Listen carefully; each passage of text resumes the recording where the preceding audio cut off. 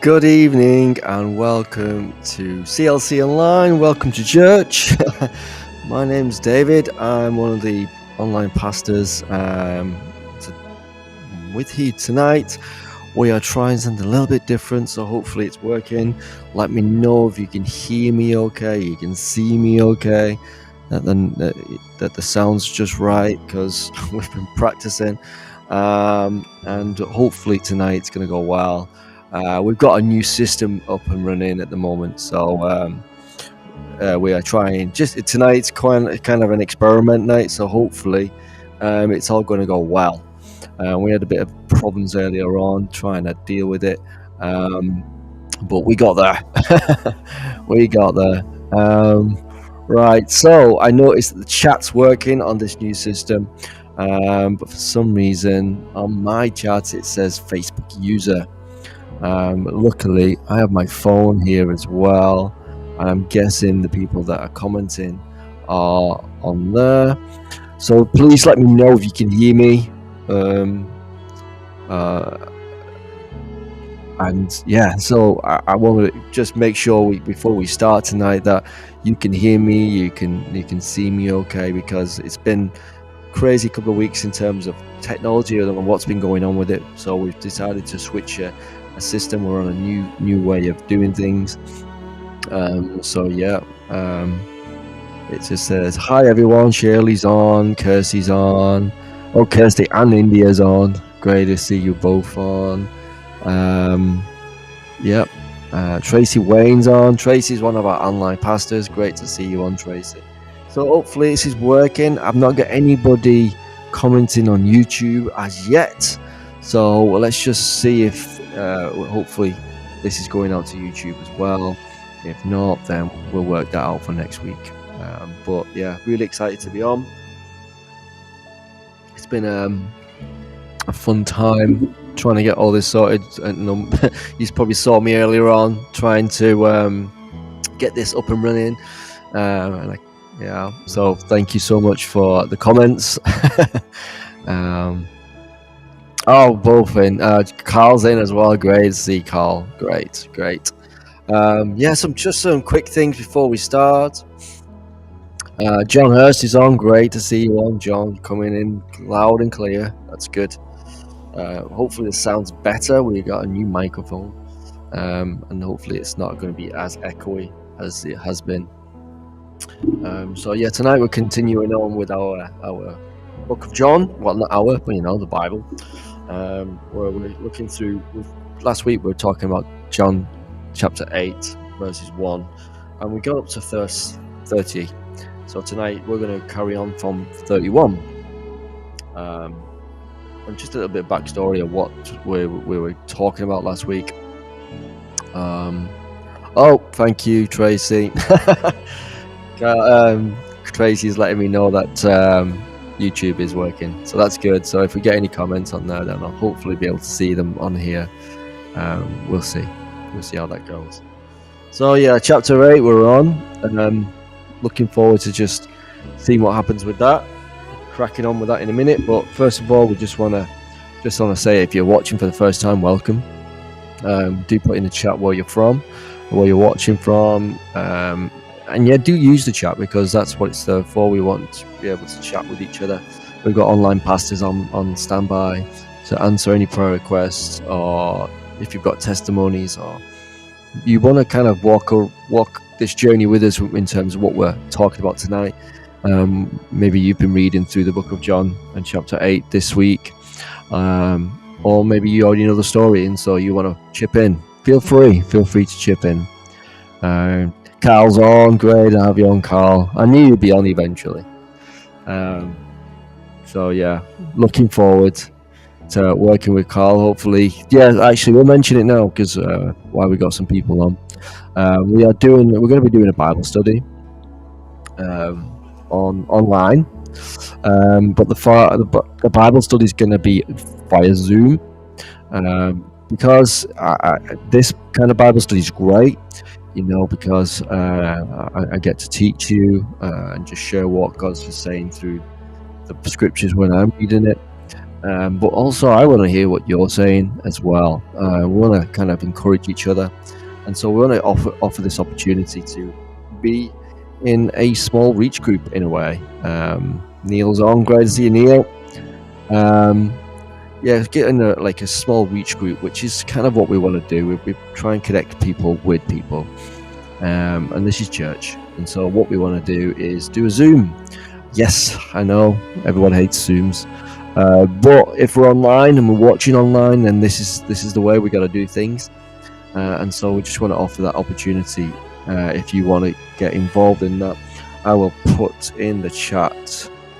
Oh, actually, I don't know how this works yet, so actually I won't be able to put in the chat now. But possibly someone could do me a favour and just type in the chat my email address, which is daveP@sthelensclc.com, and then you can email me whether you want to be involved in this Zoom Bible study. We're not sure how it's going to work, but I'm sure it'll be fun. We're also doing something here that's a little bit different in terms of thank you, Kirsty, in terms of kind of like giving you an opportunity to serve. Again, there's my email address is in there, so to serve online. So we stream our services on a Sunday, and obviously I do this on a Wednesday. But we want to give you an opportunity to be involved in this. So what we want to do is give you an opportunity to become members of CLC Online. It's just a membership of this church, technically, as a CLC brand in a way. CLC St Helens, CLC Witness, and CLC Online, 3 churches in one. And so, yeah, we want you to be able to serve. And so membership is it just gives you the opportunity to do votes as well. So when you're included into the membership, you have a vote. And so when we vote on things, you have a say. And so we kind of want to offer you that opportunity. But we also want to serve. We're all called to serve, aren't we? And so that's kind of like, we're looking for more online pastors. The online pastors we have right now are amazing. But it would be helpful to have some more, just to alleviate that pressure, especially for Sundays. Imagine if we only had to do online pastoring once every 3 months or something like that. So that's kind of where we want to get to, if it's possible. So if you're interested, do email me on that as well. It'd be great just to serve and connect with people, because we're connected with people from all over the world now. We have people getting in touch with us that are in different countries and watching CLC Online, whether it be on a Sunday or now. And we get to see like the behind the scenes kind of strategy stuff and the analytics and stuff, and we can see who's watching where and when. And so it's really important what we're doing, and we can carry on doing that. And we can't carry on doing that without help. Otherwise, I could just do it on my own, but where's the fun in that? And you don't want to hear me all the time. It'd be good to have some new people on here on a Wednesday night. So if you feel like you want to even do this, I'm happy to do that for you. We can either come on together or you can do it on your own. Easy peasy. So tonight, Adrian's on. Great to see you, Adrian. Hope you had fun today, and you went to the men's group today, and they're having CLC in building. So chapter 8 we're up to tonight. We're going to start from verse 31, but a bit backstory of what's going on. Jesus was confronted by the Pharisees with the woman who were caught in adultery, and the Pharisees wanted Jesus to come up with a solution, trying to trap him.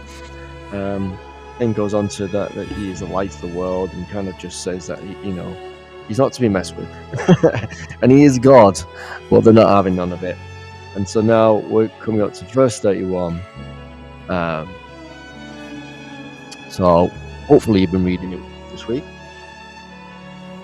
But in chapter 8, John's records, mainly focus on the increasing and deliberate unbelief of the religious leaders. and even most of the crowd. So in response to this, in response to Jesus' light, however, John gives us hope. He shares how Jesus' powerful words convict all who will hear that. He exactly who he claims to be. He is God. Even as he spoke, many believed in him, which is 8:30. Jesus turns his attention to the Jews who had believed him. He describes the result of faith, freedom, more abundant than they have ever known. Jesus then discusses discipleship, which is also called abiding in him. When it says to abide in him and he abides in us, it's iron sharpens iron. It's abiding in one another. It's being authentic. It's being intentional with discipleship. And one thing we're very passionate about here at CLC is intentional discipleship, and Adrian will definitely vouch for that. With the men's group that he's in at the moment, that just seems to be thriving. So it's all about authentic disciples. Believe by grace through faith in Jesus, hold fast, live by faith in Jesus' teaching. Then they will know the truth, and the truth will set them free. Believers know Jesus by acting by faith in the truth of God's word. These acts are holding fast to the teaching to the extent that believers faithfully obey. They begin to live by God's truth and his power. So this process results in experience of fullness of our new life, and it's abundant and it's free. But the unbelieving Jews interrupt Jesus in verse 33 and 5 other times while he's addressing the believers among the crowd. He's just being interrupted. It's just not fun. And the first interruptions defend their identity as physical and spiritual descendants of Abraham. The second 3 direct attack on Jesus, continually to ask the question and the reliability of his witness. So is the question whether he is who he is. So we carefully review the first 3 instances in this passage, and as we study, we notice that Jesus' accusers do not seek explanations to address doubts. They seek excuses to defend their unbelief, which is 8:33 to 38. It says that we are Abraham's descendants. I have never been slaves. This interruption ignores Israel's 400-year history of slavery in Egypt. Other times under Israel's judges and the 70-year Babylonian exile. Even as they speak, they are subjects to the Roman Empire. Their pride also blinds them of their spiritual bondage as slaves to sin. Jesus' promises of freedom from the control of any sin to those who are true sons of God through faith. No true child of God would speak to kill Jesus, God's Son, the promised Messiah. In verse 37 and 38, Jesus gives a reason why they reject him. They have no room for his word. They refuse the message he has brought from his Father in heaven.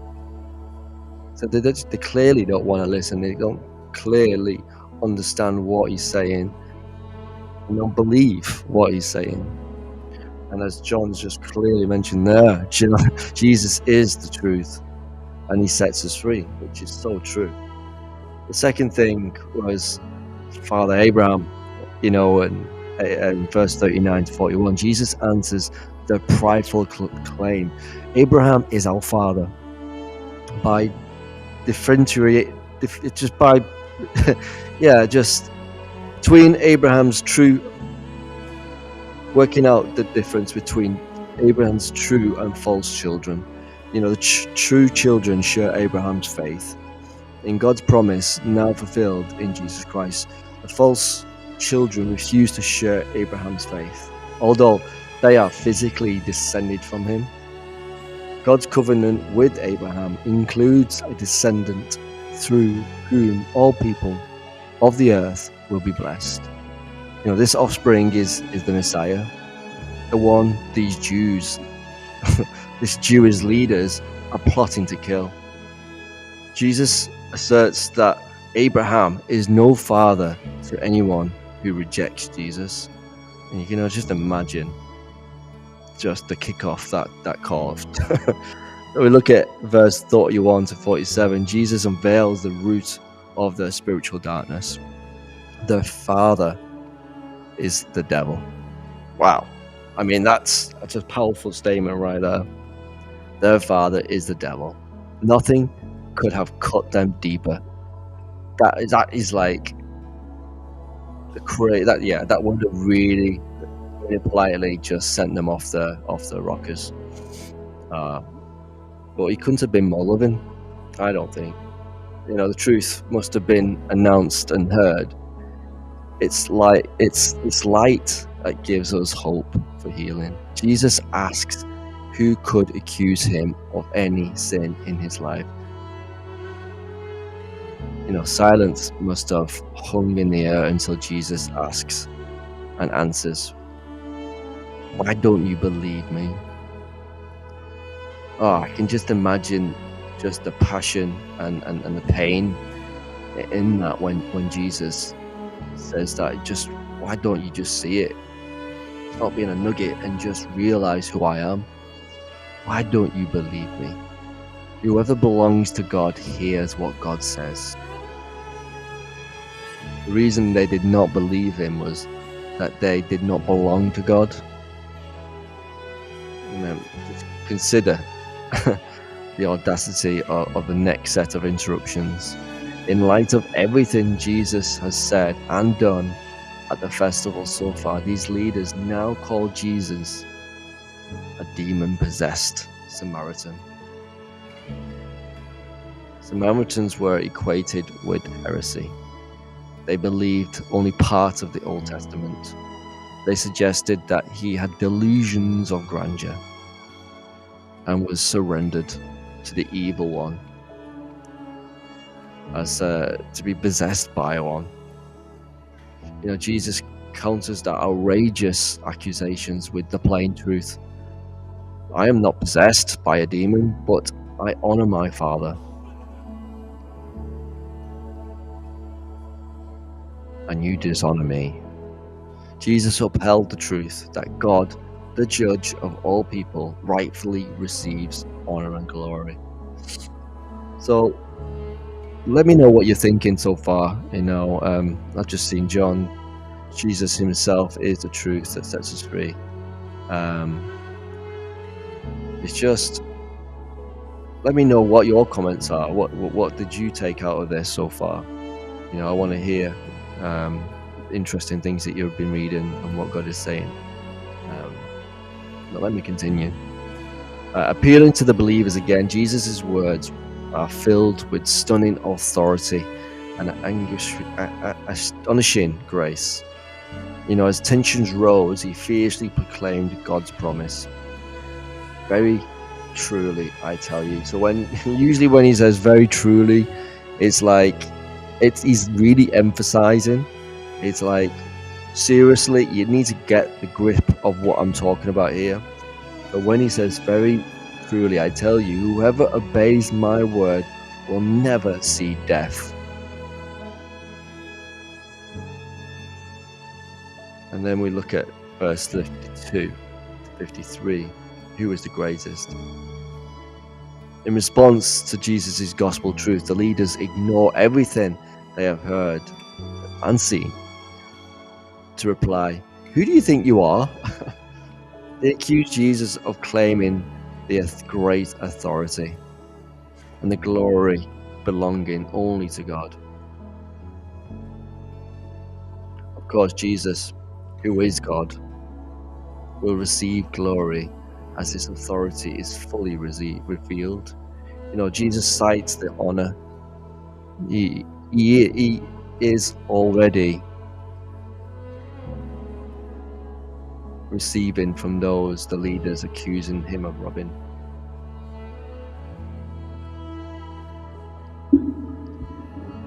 My Father, whom you claim as your God, is the one who glorifies me. Your physical father, Abraham, rejoiced at the thought of seeing my day. He saw it and was glad. And so it's like, wait a minute, you could go back in time? So people are getting a bit freaked out by that.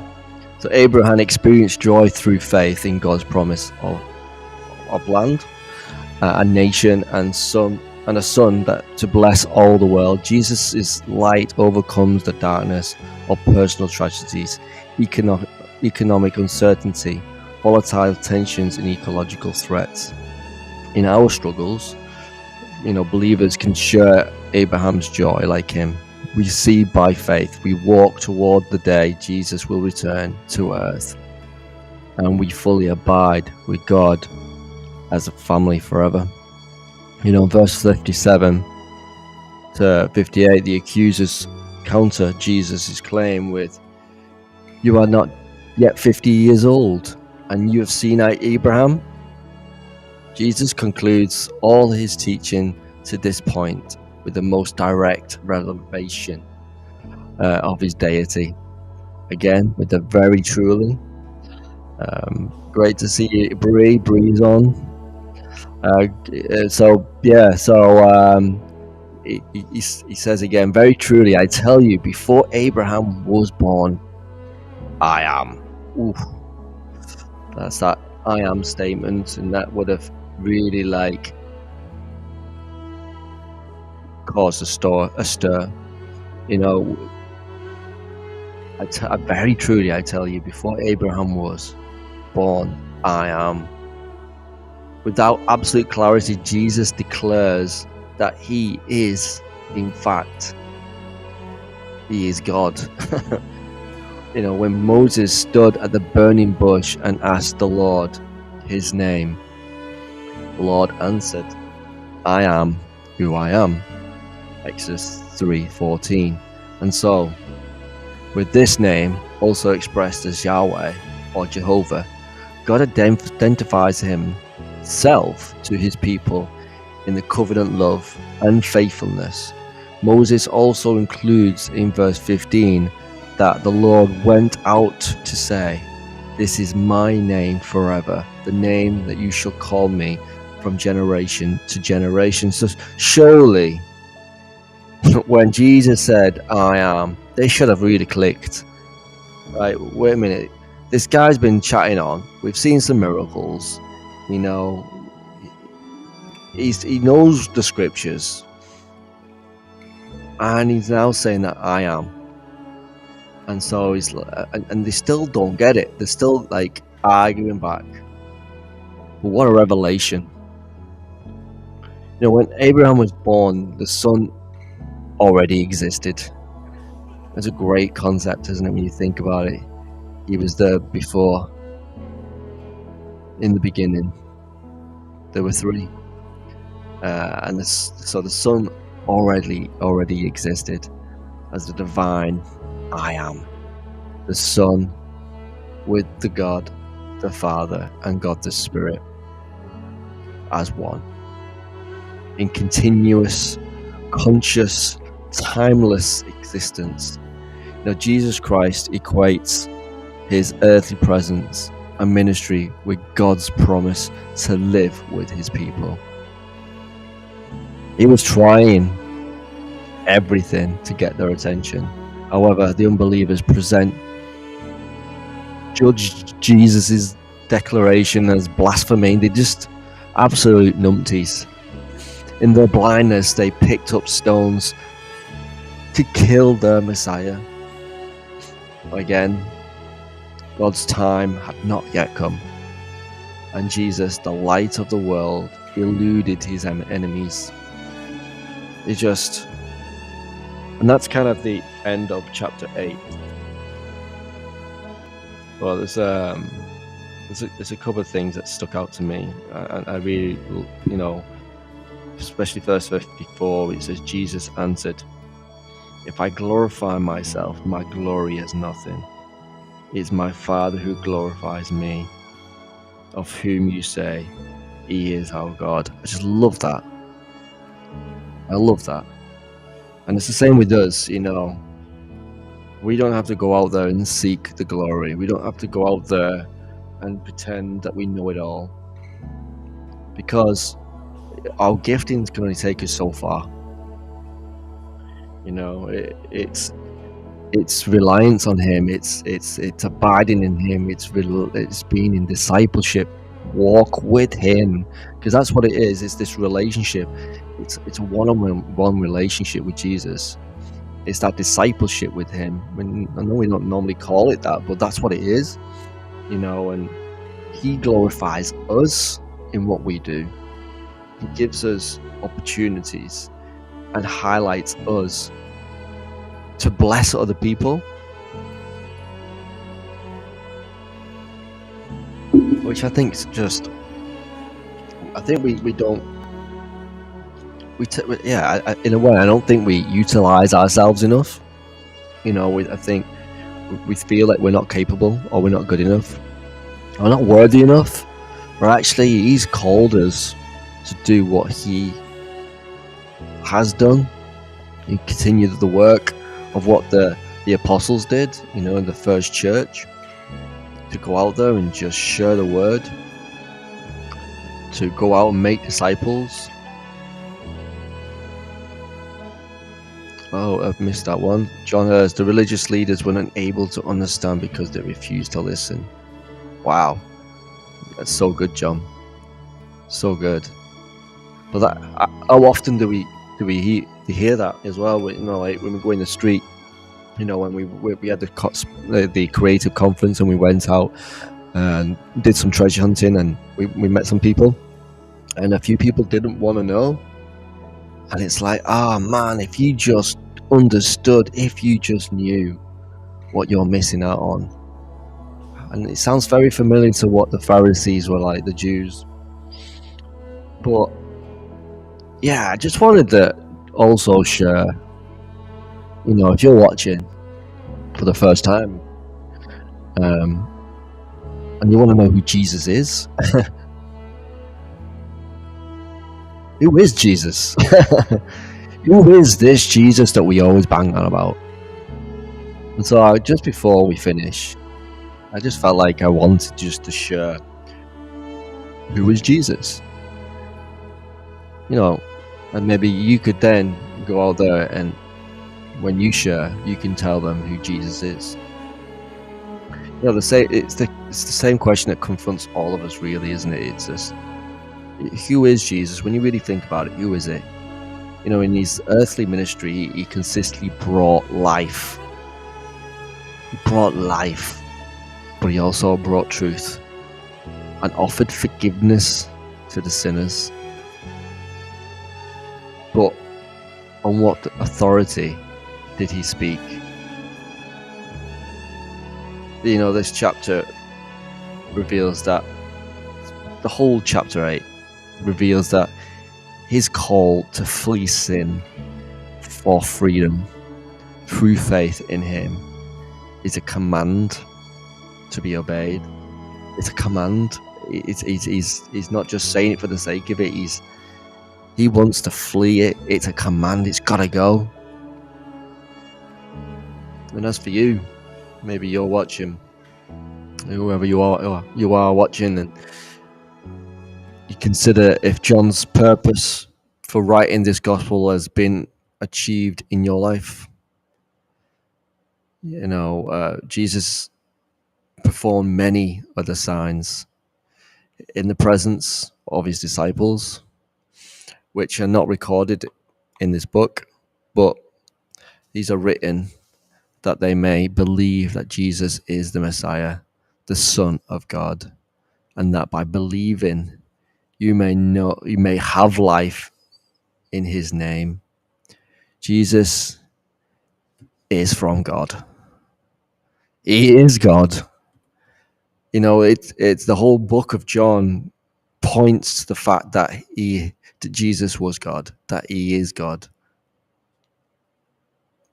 Bree says, let us step out of the comfort zone and reach out to the nations with good news. See every opportunity, be kind, caring, may Jesus' light shine through you. So good.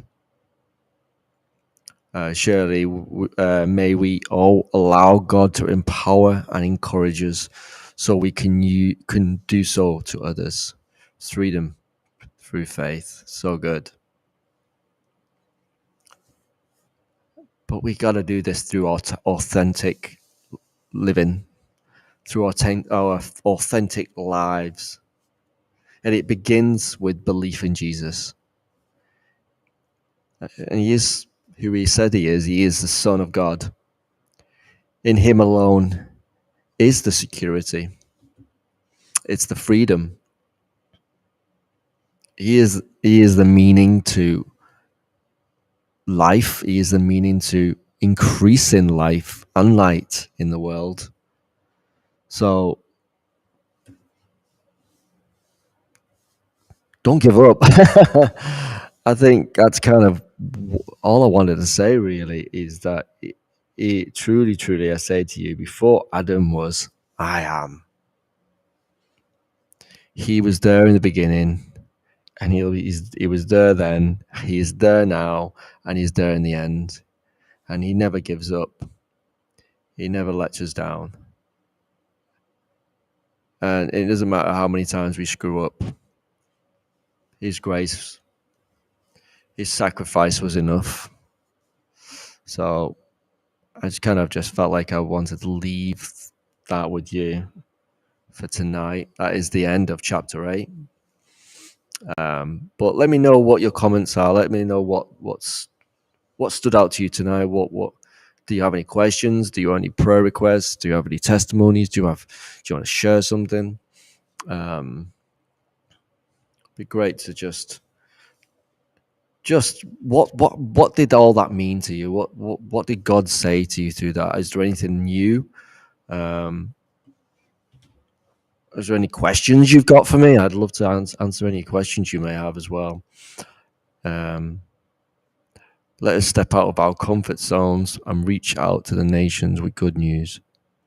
See every opportunity, be kind, caring. Sorry, I already read that before, didn't I? Jesus is the way, the truth, and the life, and our only Savior. He is God and Messiah. Amen. It starts with us, doesn't it? It starts with us. We can't. We have to share. We have to tell people. We don't have to be nutters about it, but we can be real, be authentic. Start with the people around us, who are the regular people that you meet. You know, the coffee shops, the checkouts, and people in the street that you may see every day. It starts with you, and it starts with them. But how will they know if we don't share? How will they know that He is life and He is light if we don't share it? It's powerful stuff, isn't it? Powerful stuff. Yeah. Just really challenged by that whole verses tonight. You know, the fact that how much Jesus had to try and convince. It's just something that's just got me. How much he had to try and convince.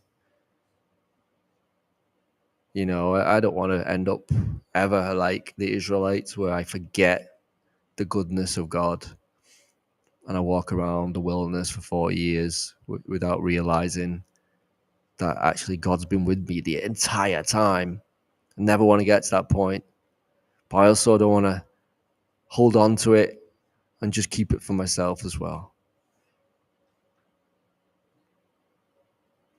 Powerful stuff. I'm having a moment now. I'm having a moment. Cool. Well, I've got no prayer requests. I've got no testimonies. I've got no more questions. So I think that's it for tonight then. Do read chapter 9 of John. We will continue on. Again, let me know if you want to be involved in the Bible study. My email is in the chat somewhere. So do check it out. Chapter 9, Jesus heals a man born blind. Let's go into this, and next week, let's be expectant as well. You know, this week as you read that, and I really ask you just to be intentional with reading that. There's healing in them words. There's healing in that chapter. And I want to come next week with an opportunity to, as we share chapter 9, that God will release healing over people as you read it and as we share next week. So I just want to thank you for being on. And thank you for the online pastors for being on. Thank you for you guys being on. Because if you weren't here, I would be bored. I could never be bored, but you know, chatting to I nearly said I'd be chatting to myself, but that's what I'm technically doing right now. I'm chatting to myself. But you're in the chat, so that's good.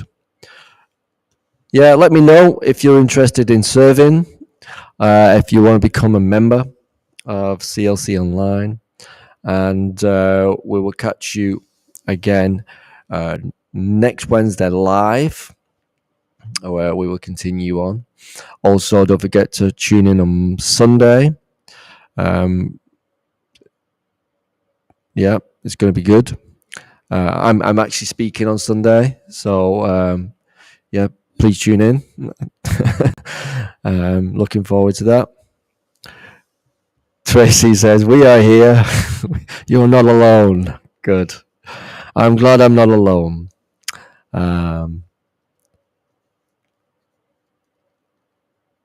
Bree says, "I missed a lot. Sorry. I take it you are working through John." Yes, we are working through John. We've been working through John since before Christmas, and so we're not rushing through John. We're gonna just take our time rushing through the book of take our time working through the book of John, and so we're just enjoying it really, and just seeing each verse, going verse by verse, and just seeing what God is saying. And so yeah, just read it, make it a regular practice of just reading it and just highlighting what God is saying and what stands out to you, and then come and share it each week. I would love to know what stands out to you. But hey, till next week or till Sunday, either way, I will see you soon. Have a blessed night. Thank you for being on, and I look forward to seeing you all soon. I just need to figure out how I switch this off now, because this is a new system. Oh, there it is.